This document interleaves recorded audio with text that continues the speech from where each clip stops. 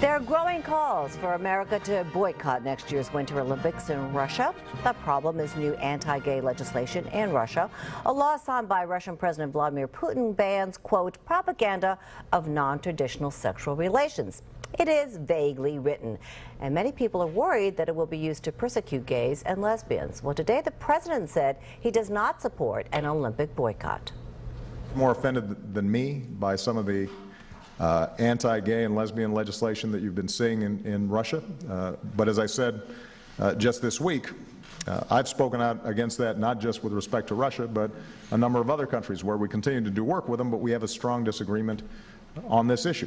I do not think it's appropriate to boycott the Olympics. Here to talk with us about all this, Sokol, one of the country's most influential writers covering LGBT issues and a regular contributor to the New York Times and Huffington Post. Thanks so much for being here. My pleasure. So first of all, do you agree with the president's position on this? Bluntly, yes, I do agree. I'm sure for him it was not an easy decision. He is our most, pro-gay equality president that we've ever had. But if history shows anything, it's that boycotting the Olympics has not worked. For example, in 1980, President Jimmy Carter forced a boycott of the Olympics in Moscow, protesting Russian soldiers in Afghanistan. That's right. In fact, Greg Louganis, who missed those Olympics back in 1980, has spoken out against this boycott, saying this would be so unfair to the athletes. Right, because it took another 10 years before the last Russian soldier left Afghanistan, so it really didn't work. So we have to look at that. And also, if you look at the summer 2010 Olympics, it was really a national embarrassment for Russia. They only brought home 3 gold medals, whereas the U.S. brought home 9.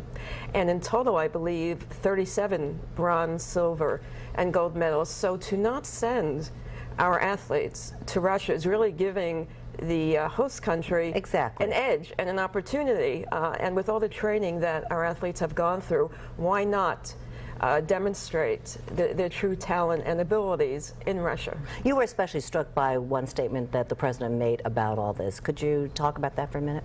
Well, what he did say was that let our gay and lesbian athletes bring back the gold. That will really be the statement that needs to be made. And it's really true. President Obama usually takes the high road in all situations as best as he can, not to run away from things, not to get angry, but really to end up on top. And therefore, by bringing home gold, not only will set an example to Russia that gay and lesbian athletes are competitive, or tremendously talented, have great abilities in sports, but also to other countries around the world, because Russia is not the only country that has anti-gay legislation. Exactly. So very quickly, what about this boycott of Russian vodka? Is that effective at all, and who does that really hurt?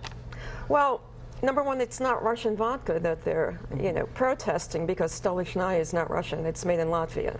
So that's what I thought. I had this argument with somebody in the newsroom. Yeah, it does have some Russian ingredients. Right. But, so clearly, the fact that this country has banded together, that members of this country have banded together to boycott in favor of pro-gay, against, anti-gay legislation in Russia is wonderful. 10 years ago, this wouldn't have happened. But I would say if you're going to boycott a particular product, then make sure you're doing the right one, that you're doing your research, and that it's more organized so that it is really effective. Okay, thank you so much for being here tonight. It was my pleasure. Really appreciate it.